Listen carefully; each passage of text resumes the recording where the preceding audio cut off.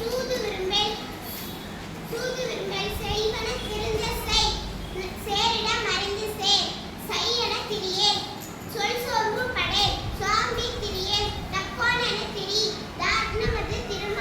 தானமது விரும்பே திருமாலுக்கு அடிமை செய் தீவினை அகற்று துன்பத்திற்கு இடம் கொடேல் தூக்கி வினை செய் தெய்வம் இகழேல் தேசத்தோடு ஒத்துவாள் செயல் சொல் கேளேல்